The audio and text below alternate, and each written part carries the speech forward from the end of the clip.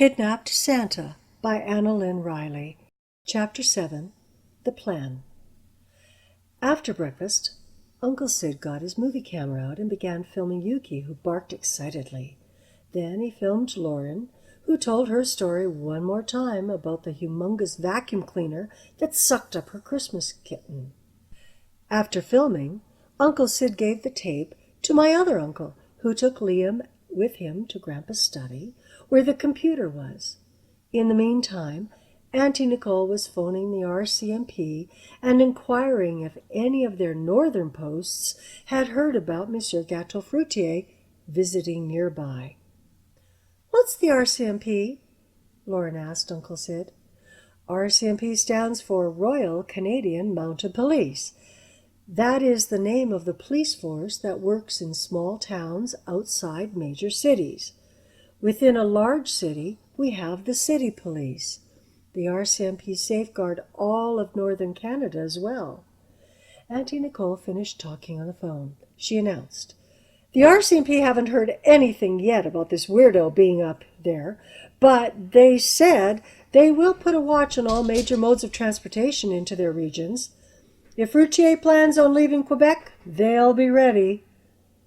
"What if he's not in Quebec?" I interrupted. "What if he's doing business in Japan or Korea? What if he goes straight to Alaska and not to northern Canada?" Auntie Nicole thought for a moment and then answered me by saying, "Good point, Luke. Leave it with me." She went to Grandpa's study. Grandma had been at her office in the city since early morning. I wondered if she had learned anything else about Gâteau Fruitier. My grandma's a lawyer. She could find out things that other people couldn't. Makenna and Lauren had been looking at the globe all morning. They had been writing down the names of all the ice lakes, as Makenna called them. That was their job in the plan. Grandpa had been in his workshop, where he had the tools to build anything he wanted. I heard CNN through the floor, so I knew he had the TV on. Mom had been on the phone calling toy manufacturers and toy stores that no longer had toys. Dad was using the fax machine to stay in touch with the post office where he worked. My other auntie was sewing. Uncle Sid was having a coffee, and I was making posters that we could put up in malls and recreation centers, doctors' offices, and daycares. Auntie Nicole came back from the study. "Luke, it's great that you thought of that weirdo entering the north from Alaska. I contacted my people in airlines and cruise ships. I also emailed all ground transportation companies and warned them about this man. I've already received texts from half my contacts. Texting saves the day." "Can we stop Gâteau?" I asked, but wasn't going to get an answer because that's exactly when Mum came into the room. I managed to speak to 4 toy manufacturers, and each one said Monsieur Gâteau Fruitier had threatened them if they didn't sell him all their toys. Most of these companies have closed up for good. Liam and his dad were still in Grandpa's study. They finally surfaced for snacks. "Any progress?" Uncle Sid asked. "I've sent out memos around the world, and our video is on YouTube. People all over the globe will soon know what's going on." Uncle and Liam seemed pleased about their efforts. The phone rang. Mum answered, since she was the closest. We all waited to hear who it was. She spoke only for a few moments and then hung up. That was the RCMP. They heard from locals in Hudson Bay area that a Frenchman had been making travel arrangements for a Christmas holiday on the lake. And get this Frenchman insisted that all his travel plans be absolutely perfect for New Year's Eve. "But wouldn't there be quite a few people who are French who might want to celebrate New Year's Eve at a splashy lodge on the lake?" asked Uncle Sid. "I'll call around and see what I get from my sources in that area," offered Auntie Nicole. "Go, girl. All this has got to be helping," my other auntie called from the sewing room. When Auntie Nicole left for Grandpa's study, I asked my mom, "How come Auntie Nicole knows so many people?" "She owns a travel agency. She can contact all sorts of people through texting. She knows a lot of other people as well because she makes travel plans for hers and their clients." Is that what Grandpa meant when he asked about their ski tour? Things were finally piecing together. Yes, she had a very special ski tour planned for people who don't have families to celebrate Christmas Day with. It's one way of helping folks who otherwise might be lonely on this special occasion. Oh, I see. Now I understand. I could tell Grandpa had turned up the volume on his TV because Yuki moved from his sleeping spot in the living room, which was above Grandpa's workshop. I could almost hear what was being said on television. I decided to check it out for myself. When I opened the door to his workshop, the saws were so loud that Grandpa didn't know I'd come in. The TV was blaring, too. I wanted earplugs. Grandpa was startled when he finally realized I was there. "How's it coming?" I asked in my loudest voice that Mom would never allow inside the house. "What did you say?" he shouted. I wondered if all this noise was going to leave him deaf someday. "Need some help?" I asked again, shouting as loudly as I could. I hoped Mum wouldn't come down and be cross with me. "All good. Few more hours, I'll be done." He smiled. "TV reporter says Gato Frute's been spotted leaving Thailand. I hope the customs officers capture him. I'm starting to feel as angry as Liam and Makenna. Any news upstairs?" Mum appeared at the workshop door. "Now I see why I heard shouting. It's so noisy in here. How can you hear yourselves think? You're both going to end up deaf." She wasn't cross. Grandpa turned off the saw. "Any luck upstairs?" "Yes. Nicole just received a text that a strange man has booked a hotel room in a small town in Hudson Bay. The hotel thought it was strange because this same man also booked a dog-sled team for 10 o'clock on New Year's Eve. It's minus 40 degrees up there at this time of year. Tourists never go out on a dog-sled trip that late at night when it's that cold, and certainly not on New Year's Eve." "Any news from back home?" Grandpa asked, leaning against the saw table. "Not yet," Mum replied. I knew Dad was still bothered that some of his workers were stealing shipments. He hadn't said much about it to us, but I could tell he wasn't happy. Mum and I watched Grandpa work with the wood.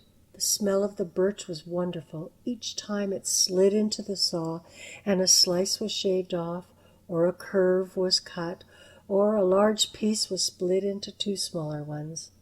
I could have stayed all day with Grandpa, but Mum didn't want me to be in the way. Besides, I had 19 more posters to make.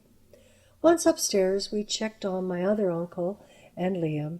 They were still typing stuff on the computer and sending out messages. Liam said tons of people were replying, and that's why they couldn't stop. When we got upstairs, Makenna and Lauren were looking at the red velvet costume my other auntie was sewing. "Do you think it'll fit?" Auntie asked the girls. "Perfectly!" they exclaimed. "Finish the list?" I asked the girls. "Yep, there are a lot of ice lakes up north," Makenna announced proudly. "Well, I'm beginning to think it definitely is Hudson Bay," Auntie Nicole said out of nowhere. I followed the sound of her voice to find out where she was. She had gone up to the loft and was using Grandpa's laptop to get through to her travel agent friends. "How are those posters coming?" she called down to me. "They're coming." I loved making posters, but it was slow trying to get all the details just right. The plan was happening. We were all working together, and that was creating an excitement throughout the house. It was turning out to be a great Christmas in spite of the Santa kidnapping. The saws stopped. Then heavy footsteps came up the stairs. When Grandpa got to the top, he was puffing. "I need a coffee?" Uncle Sid quickly gave him one.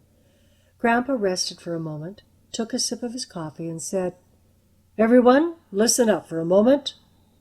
We all stopped instantly what we were doing, because his voice was commanding. "CNN reported that some children are so poor they don't have any toys at all. At Christmas time, these parents go to food banks to feed their families, and charity groups provide toys that have been donated. This kidnapper stole the toys at the charity centers. Can you believe this guy? Grandpa paused to clear his throat. So, reporters are asking people to donate whatever toys they can. Drop-off centers are being set up at churches. Do we have anything we can contribute? Grandma could take it to the city tomorrow when she goes to work. Great idea, my sewing auntie said. Makenna and Liam have a few things I'm sure they would like to donate, and I know for certain that there are toys at home that they've outgrown. Grandpa seemed pleased, so went back down to his workshop. Mum went to the loft to help Auntie Nicole. My other auntie returned to her sewing. I started thinking about all the great toys I had at home in my bedroom. I had trucks and cars, 2 train sets, 4 basketballs, a soccer ball, 3 bats, and a bag of baseballs, a couple of tennis rackets with packages of tennis balls, movies, books, stuffed animals, computer games, a whole lot of things I could give away if I wanted to. Only trouble is, they were back home in the United States. Uncle Sid came to see me. Need help with those posters? Sure. Can we help too? Makenna and Lauren asked eagerly. I didn't want Lauren and Makenna to help, but then I figured that if they worked down at the other end of the table, that would leave me working together with Uncle Sid, which would be fun. I guess so, I told the girls, but you have to do your best job. These posters have to look professional. You think we're slobs? I didn't see one of your posters in the school fair. Lauren was sassy, but she was the artist in the family and the one who was taking art lessons, not me. She would do a better job than I ever could, though I'd never tell her that. The girls found places at the other end of the table and started working. I was glad the girls weren't working in my space. Mum says that sometimes I'm rude to Lauren, though I don't think I am. I don't like her in my space, and I tell her so. What's rude about that? Uncle Sid picked up a marker and began filling in a letter I had sketched. It was okay to have him in my space. He was a guy after all, and guys know how to work together. The 4 of us worked quietly for a few minutes before Uncle Sid asked, "Disappointed with Christmas morning?" "Nah, not really," I said. "I bet you were shocked when you looked under the tree." "Totally. I couldn't believe my eyes." "Too bad your trip to Canada isn't going well. I know how much you were looking forward to Christmas here." "It's not that bad, actually," I replied. "I really wanted a few new things for Christmas, but now that I hear some kids don't have any toys, I figure I'm pretty lucky." "What did you want Santa to bring?" Uncle Sid asked all of us at the table. Lauren jumped in. "A Christmas kitty! That's all I wanted, and that wicked, horrible man sucked it up with a vacuum." Lauren went back to her coloring. "How about you, Makenna?" Uncle Sid asked. "Makenna." "Just one thing?" Uncle Sid seemed surprised. "Yep, I'm not a greedy Gus. That fruit man called us greedy Gusses. Do you think we're greedy Gusses?" "Not by the sound of it. If you only put one thing on your list, that's not being a greedy Gus." Uncle Sid finished coloring a pink letter before saying, "And you, Luke?" "I didn't ask Santa for anything." "Luke doesn't believe in Santa," Lauren blabbed. "Don't believe in Santa, eh?" Uncle Sid said, smiling. "Nope, he's a myth." "Then how do you explain the reports about Santa being kidnapped?" he asked. "A myth can't be kidnapped." I lowered my voice so Lauren and Makenna wouldn't get upset. "The only reason adults say that on the news is in case little kids are watching." "We're not little kids," yelled Lauren. Lauren could hear a bird eating a worm 1,000 miles away. Obviously, I didn't speak softly enough. There was no point now in whispering, so I continued in my normal voice. "Some kids believe in Santa and some don't. I'm one of the don'ts. No big deal. Uncle Sid finished another letter, this one orange, and then asked me, "So if you don't believe in the kidnapped Santa, why are you helping out with this search?" I figured that sooner or later I'd have to answer this question. I was ready. "Because I don't think it's fair to steal toys from kids at Christmas." "How did the toys get stolen?" Uncle Sid asked. "By a gigantic vacuum cleaner," Makenna bellowed. "Do you believe in the vacuum cleaner theory?"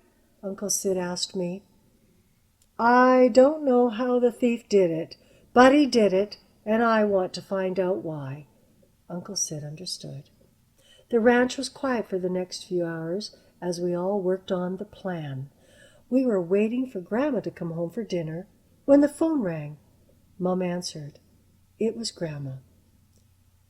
"Will she be late?" Auntie Nicole called down from the loft. "She's leaving the office now," Mom said, "but that's not all. Grandma has news.